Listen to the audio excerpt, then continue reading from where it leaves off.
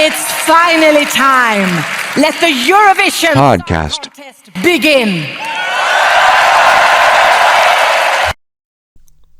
Hello, and welcome to a new episode of the Eurovision podcast. Today we will take a look at the next 10 songs which are selected for this year's contest, which are from Cyprus, Germany, Ireland, Slovenia, Belgium, Romania, Moldova, the Netherlands, Australia, and Serbia. So we will start with the first country, which is Cyprus. And the broadcaster decided not to return to Sandro again, and he was disqualified for this year, and they wanted to have a new artist, and it was a little bit of a obvious choice, I have to say, because last year he received a lot of negative reactions because of his song. I was not a fan neither, so it was very obvious that they want to try it with a new artist, with a new song, of course, and also with a new concept, and then they chose a new singer. When I heard the news, it was like one of the first news of this season, that they choose a new singer. I was a little bit hyped that because there were rumors that Eleni Foureira would return, and in the end she's not returning, but even the rumors that she might have interest in returning is a little bit it gives me hope for maybe the next year. I think she will come back when everything is again in a normal state. She doesn't want to return when it's not even sure if it's the normal Eurovision, but if everything ends this year, hopefully, maybe we will see Eleni into 2020, and I really wish that, because she achieved a very good second place it's not last year, it was 3 years ago, oh my god, but she will come back, and I think she will come back with a bang, and she won't come back if she doesn't have a good song. So hopefully next year we will have this good news. So it was announced by the Cypriot broadcaster that they choose a Greek singer, which is named Elena Tsagrinou. I am a little bit disappointed that it's not a Cypriot act again, because I wish that Cyprus decides to go for a local artist, because we haven't heard a Cypriot act since I think 2015, so it's already 6 years now without any Cypriot connection.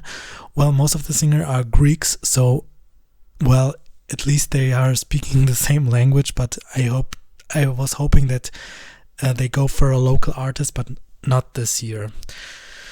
So, but at least she's Greek, so we still have a little bit of a connection, because in 2020 it was Sandro, and he doesn't have anything to do with Cyprus and almost nothing to do with Greece. He's a German whose father is from the United States, and I think his mother is, I think, half Greek, so yeah, you can say that there's no connection at all, and this is what I don't really like. If a country like San Marino does this, okay, I can understand this, because you cannot send each year Valentina Monetta, because she's like the only Italian artist, San Marinese artist who I can remember, and maybe Irol, there's like one rapper, but at least he was also trying in 2018, but he declined. So I can understand that San Marino cannot always send a local artist, but Cyprus is big enough.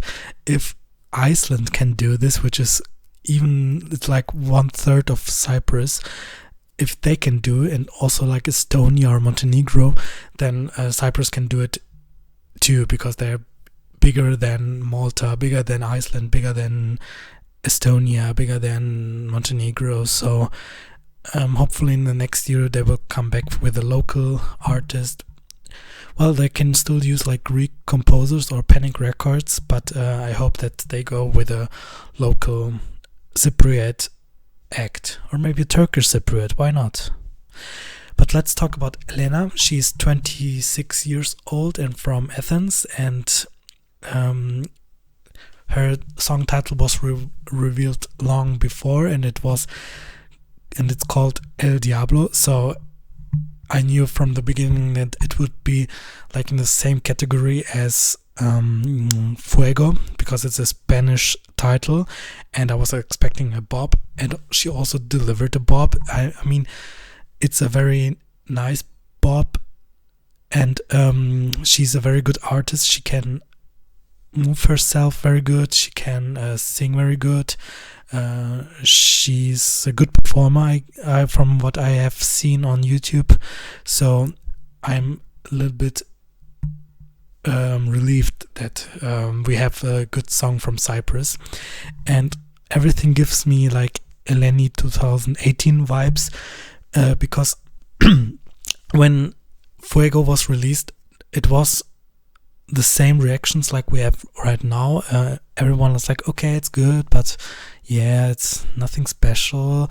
But when the rehearsals came up, she went straight to the top on the betting odds, and everyone's like, yeah, was hyping this song, and I think we will have the same things again this year. Right now she's also in the mid-tables like Fuego was in 2018 in the odds. Not very good place, but also not very bad place. But when she will release her stage show, or when she will release the rehearsal videos, everyone will hype this entry and she will end up on the top. Remember my words. So it's a very cool song. I like it a lot. The music video is also quite nice for a very simple video, but she managed to do it very nicely, even though it looks, well, maybe it was cheap, but it doesn't look cheap, let's be honest. And there was also like a drama on the internet, on Twitter, because Zara Larsson saw the video, and it was like plagiarism of one of her videos, and she commented it with a very like with a smirky smiley, and yeah, it caused a little bit of drama, but now everything's calmed down, and yeah, everything is silent again. And also, what I don't understand is, like, everyone is calling it a plagiarism of Rita Ora's song, or it called like a ripoff of Lady Gaga, and I don't understand this. It is a trend, which is a pop trend now, or since many years. And when, for example, when Dua Lipa releases such a song, or when I don't know, Eva Max releases such a song, no one calls it like, oh, she's copying Rihanna, she's copying Lady Gaga, blah blah. But if a Eurovision artist does this, everyone's like, oh, she's copying blah blah blah. And this is what I really hate when I see this, or when I hear this. It is a trend, and it's a music trend. You cannot invent the wheel again. So if it's a plagiarism, everyone will knew it, but it's not, because plagiarism means really copying something which is already there. But she's just using the trend of a female bop kind of direction, and this is okay to do. So everyone should shut up and just listen to it. It's a good song, and that's it. Next song is Germany, and it was again an internal selection like last year. Ben Dolge already said that he won't compete again because of, I think, time issues, or he had like appointments or something to do during Eurovision, so he declined to come back. Even though I really liked his song, because, well, it's a Boris Milanov song, so of course I like it. And but I was never a fan of him, because he seemed like a very shy guy, and the same like for Cyprus. I also wanted to have a new artist, and they did, so that's good from NDR that they chose a new one. But what I don't like is that it was internally selected. A country like Germany, okay, listen up. Germany is such a big country, such a wealthy country. You can organize a national final. The viewers, the public, when they reveal a song, they should have a say. So the public was not involved in this at all. So there was like a jury. You have to like apply before. You have to show like a scoreboard, and the ones who are having the same result as the actual show, they advance to come to the jury. So everything was behind the scenes, and I don't like it. I want to have like a transparent. I want to see who was. They even did like a national final. They built a stage and where they performed in front of the jury, but this was not televised at all. So you cannot see what was happening. You don't know who was in the process, which artists were there, who are the other songs which are in the same running order. You don't know anything, so it's no transparency at all, and this is what I don't like. So Germany, listen up. So if you want to do something like this, try to do it, but on the stage.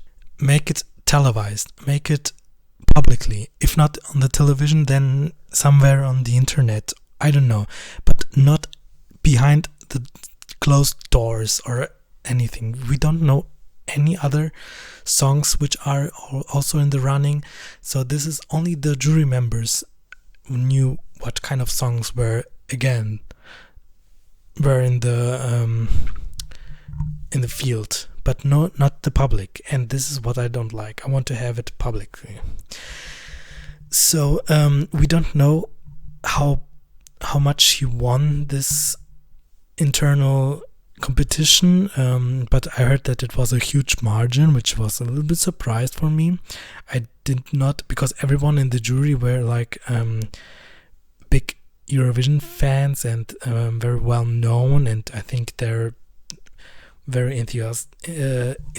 enthusiastic about the contest, and why they chose a song like this was a little bit of surprise. But I have to be honest, Jendrik, this is the name of him, and his song is called I Don't Feel Hate. He seems like a very sympathetic singer. He's very like smiley. He's very charming, and his stage personality is very good.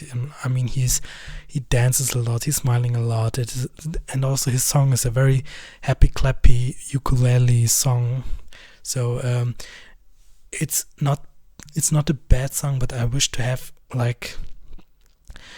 want to hear a little bit of other genres, other diversity in the song selection, and we came up with a happy, clappy, everything is good song, so it's okay. But I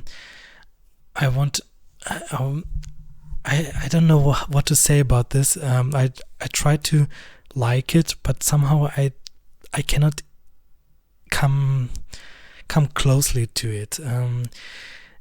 It has the same vibe like the Maltese singer from 2013. He had also like a ukulele, I think, on stage, and it was also a very smiley face. Like he was smiling the whole song, and it was everything like, oh, it's everything perfect, blah blah blah, rainbows here, yeah. And also Latvia 2014, it's also the same kind of vibe, but these songs were not really liked by the fandom, and I guess I know why, but in the end they came surprisingly well. So even though there are very negative reactions, I read a lot, I saw a lot of reactions which are very negative, and I think it was a little bit too rude. You can be like more, how to say, like serious when you are criticizing, and not come into the rude part where you are just saying like, what the fuck, Germany, why you sent this. You can have like a negative reaction but not being rude. So this is what I want to say to all those fans outside, or all those all Germans who are watching outside, and I think the song is criticized more by the Germans than from other Europeans. What do I think of the place? I think it won't be the bottom 5, so they will be surprisingly coming in a good place, and it will be something like 18th position or 19th. So it will be a success what is right now, because everyone thinks, well, we are dead last, but it will not come on the left side of the scoreboard. My advice to NDR, to the responsible person who are in charge of the song selection: do again a national final like you did in 2019. Even though like the results don't seem good, it does not mean that the song selection process was bad. So the problem was that Germany chose the wrong songs. I still don't know why they chose in 2019 Sisters. It's still a big question mark for me. I don't know why what they liked about this. But do again a national final with a lot of songs. You don't have to need to do a Melodifestivalen right now with several semifinals, but you can do with a national final on one evening and choose and put like minimum 10 songs in the running order, and a little bit of diversity, some new names, some established names, and then you will be on the right path again. Next one is Ireland, and they chose again to use the last year's artist again, which is Leslie Roy. I really love her personality. She seems like a very nice artist, and also I was a fan of her song last year because it gave me a lot of like nostalgic vibes. It was a 2000s pop rock song. It could be a song from Avril Lavigne or Kelly Clarkson or Katy Perry. So I kind of like this old, well, it was not old fashioned, but it was like retro, let's say, like a positive retro song. And this is what I really liked, because it gives me like childhood memories, and that's what I liked. And when I heard her new song, and it was also like, well, it was not very rocky, but it was a solid pop song, and it reminds me of the pop songs like from 12-13 years ago, and this gave me again the same vibes. It's very nostalgic, and I really loved hearing this, and the scenery was very beautiful. I don't know where in Ireland it was shot, but it looked very beautiful, and that's why I really like Ireland's path. They are going on the right direction. So she will not win. It's not a winner. She doesn't give me a winner vibe, but she will end up surprisingly well, like in 2018 with Ryan O'Shaughnessy. And I really like that Ireland's going well. 2019 was a little bit like it seemed like it was a last choice option, but I can see that Ireland's again on the good path, and that's what I liked. But I have fear that it might get underwhelmed in the recap, and when you hear other songs, it will maybe it will not stay in the minds of the people, so they won't vote for it. This is what my fear is, but maybe it's a wrong fear. Who knows? Next one is Slovenia with Ana Soklic, and her song name is Amen. So you can hear that this year we have a lot of like religious themed songs. We have El Diablo from Cyprus. We have also Austria sends a song with the title of Amen. And maybe if Sweden is represented again by the Mamas, we will still here have a gospel song. So there are a lot of church-inspired songs this year, which is good, which I like. So Ana Soklic, she won last year, surprisingly for me. I had like other options. during Emma, who was my tops, but she won, and I think she won because her voice is amazing. I really love her voice. She has such a good singing voice. I mean, where she was hiding all the years. She's like 30 something, and why she comes up now? Where did she hide all those previous years? Why I haven't heard about her for ages? So at least we knew that we will have a good singer this year, and but unfortunately they cancelled Emma for this. I'm a big fan of Emma each year. It's a very good selection. Even though Slovenia is such a small country, they come up with very good songs. Well, at least we had something like a show this year. It was a television show which lasted only like for 1 hour. Lea Sirk was hosting, but it was something like a dedication to Slovenia at Eurovision. I think it was also the birthday of or like an anniversary, 60 years of Slovenia at the contest, or since the first Yugoslavian entry, which I think was from Slovenia, or the TV broadcaster from Slovenia was in charge.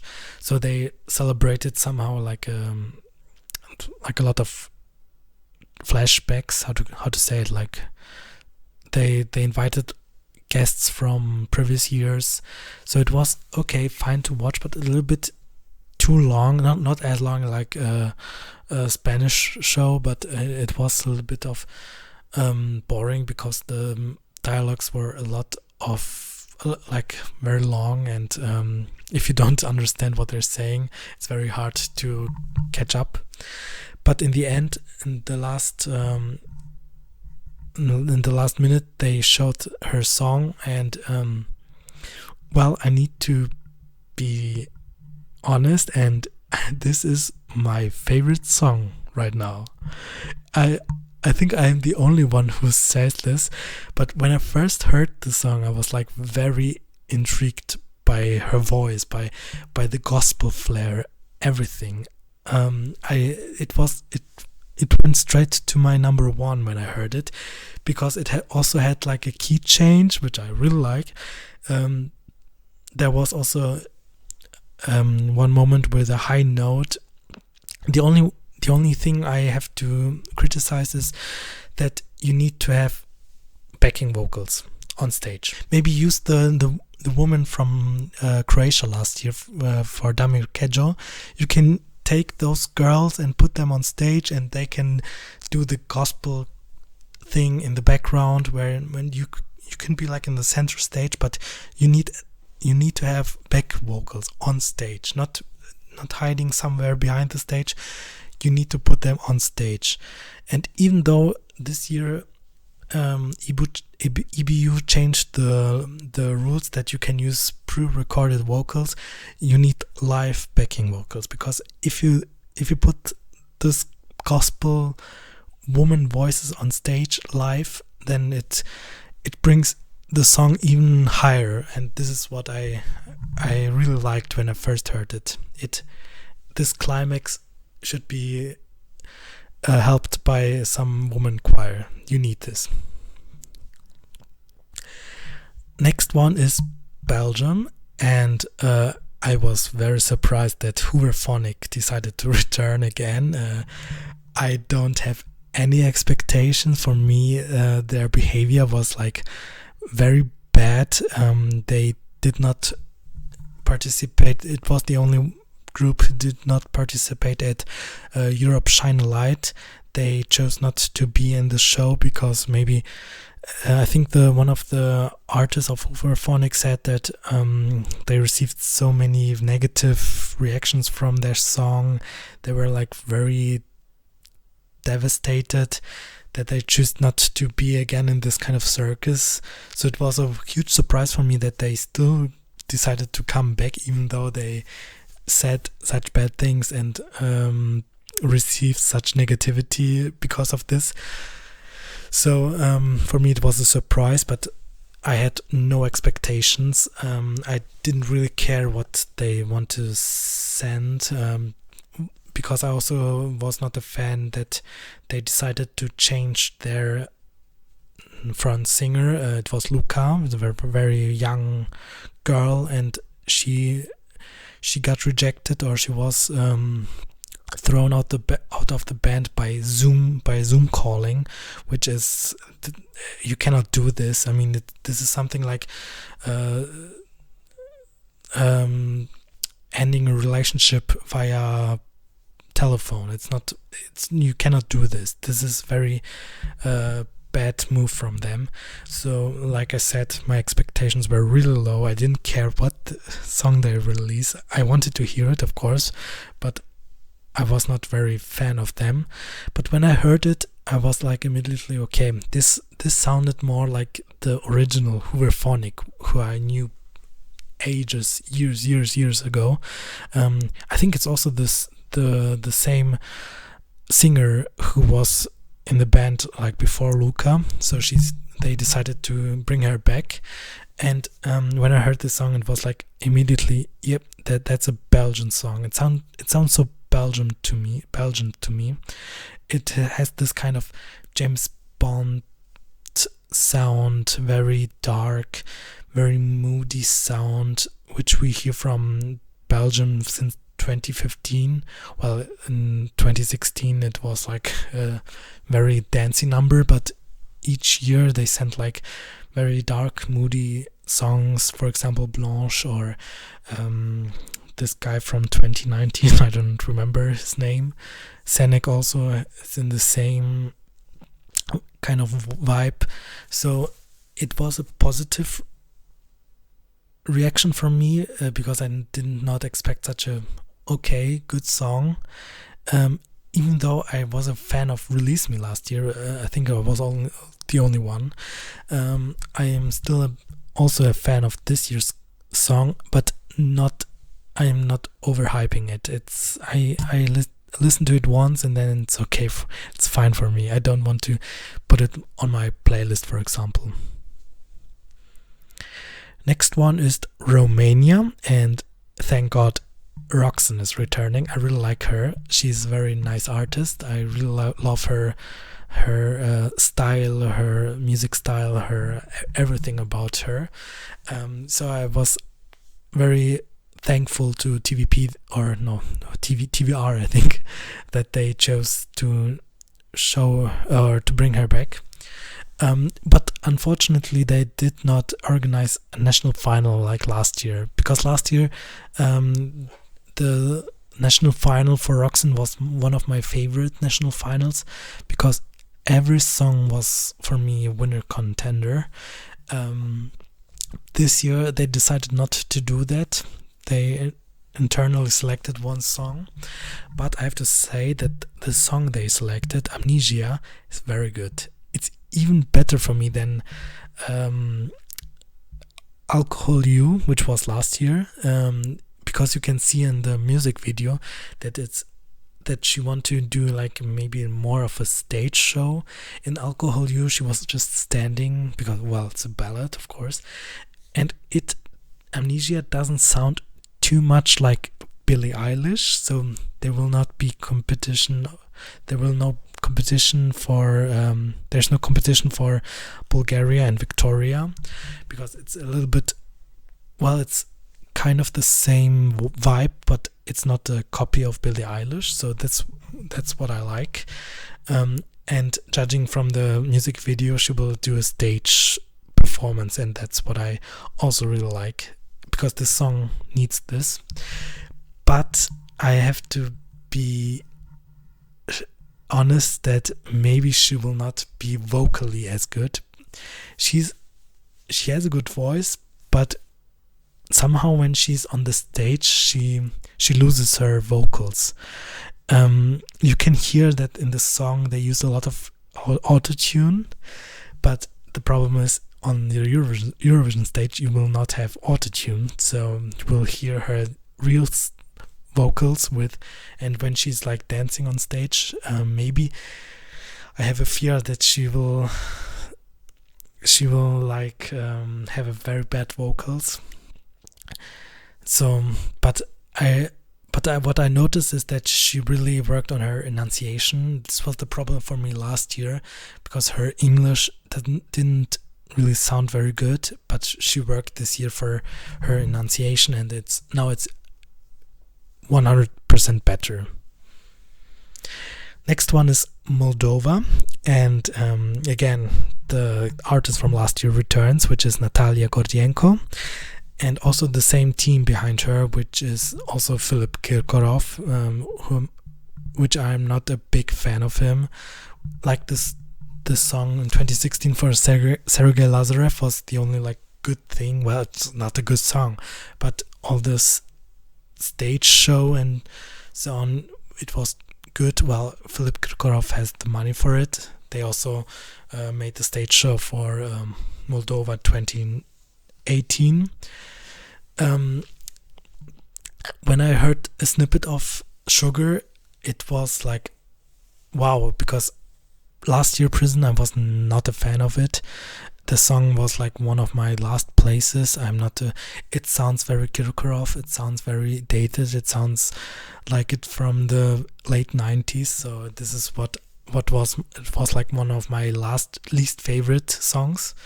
But this year they decided to go like on a completely different track and do a very bubble pop sound for Sugar, their name of the song. And the snippet, like when I heard it, I said, well, it will be such a good bop because it looks very good. The sound is amazingly good for a Kirkorov song, and that's why I was very hyped for this song. When they released the song, they made like a show. Thank God I did not watch the show, and it was a good decision because I heard that it was such a Kirkorov show. It was like a show for Kirkorov, not for Natalia. It was too much. They extended the show too long, and I was very thankful that I haven't watched the show. But they released the song, and I have to be honest that I was underwhelmed by it because it was too much. It's very noisy. A lot of changes. First, like it sounds like there are many parts are not very good, well put together. It's no clear structure. This is what I noticed. It's like borrowing from other songs some parts and try to put it in one song. This what I get from this song, but at least they improved from last year. So probably they will have also like, well, it's Kirkorov, so she will have such a good, and it's Moldova, so they will have a very good stage show, and this will be enough to qualify for the final. I think so. Next one is the Netherlands. And also one song or one singer who I have no expectations because, they won in 2019. So they usually when a country wins, they don't put so much effort in the next year because they don't want to host again. So Django returns back for the Netherlands, and I'm not a huge fan of him and his music. I guess. Well, last year, his song Grow, I'm not a fan at all. I mean, I can maybe understand that it was a very personal song for him, and maybe the lyrics were very good, and it was such a emotional and good song for him. But I don't really, I have to be honest, I don't really care about it. If it's a personal song for you, okay, good, but I don't. Most of the viewers don't know this. If the commentator doesn't say it, they don't care that it's a personal message in this song or anything. So for me, Grow was very boring because 1 minute you don't have any music, just some talking from him, and so my expectations were again very, very low for this year. But this year, somehow, even though it's not a big song, it's still like very boring, they somehow made it like better because they put a little bit of more of a beat to the song, and they even put like the Suriname language in it. This is what I appreciate when they work on it, when they put work on a song, and not just put, well, we have this kind of song, let's bring it to the Eurovision. But you can see that they wanted to have like a better song like last year, and they put work on it, and this is what I appreciate. But in the end, it's still mediocre for me. I'm not a fan, sorry. You won in 2019, so props to you, but you won't host again, be sure. Next one is Australia, and Montaigne is coming back, which is good. I really like her, and also her new style. I'm a huge fan of her. She looks very good now. She has like short hair, but very colorful hair, and also her style is very colorful. And maybe it's just because of her presentation she did, but I think it's also her new style, and I kind of like it that they don't put a copy of last year and this year, but they show like an evolution of the artist, and that's what I like. So the song is called Technicolor, so maybe that's why she's so colorful. It was presented in an arena during Australian Mardi Gras, and when I saw this video, it was like from a different age, because I saw like a huge arena with a lot of people in it, and it's like from a different universe. We don't have this kind of things in Europe, so apparently in Australia it's better or it's okay to have such thing going on. Maybe they have Corona in control, but here in Europe it would be right now it would impossible to have such a thing going on. So I was pleasantly surprised to see such a big thing for a song presentation. The last time I saw such a huge thing for a song, it was when they announced Tom Leap's song for France last year, which was a very bad song, but they put so much effort into the presentation. They rented the Eiffel Tower for it. So yeah. So but I'm a huge fan of her song. I really like her new song. Last year it was already good, but this year it's even better. I like the quirkiness of it, and this song suits very. This is such a kind of song which Jendrik from Germany should have used. So if he has a song like this, everyone would like Jendrik's song. But right now Jendrik's song is a little bit too childish. But with this kind of song, he will have a good place for sure, and Australia will qualify again for sure. So the last country for today is Serbia, and it was not very sure that Hurricane will return, but some months ago they decided to come to bring the girls back, and I was very relieved when I heard the news, because Hurricane deserves to go on Eurovision. They are such big stars in Balkan region. Most of their songs have like millions of views on YouTube, and they're very successful. And also I'm such a fan of Sanja Vucic. I love this woman. I would spend just a weekend with her and I will laugh my eyes out, I think. So I'm looking forward for all the interviews she will give, because her interviews in 2016, sometimes I even watch them because they're so funny, and she's such a funny person. I love her. I adore her.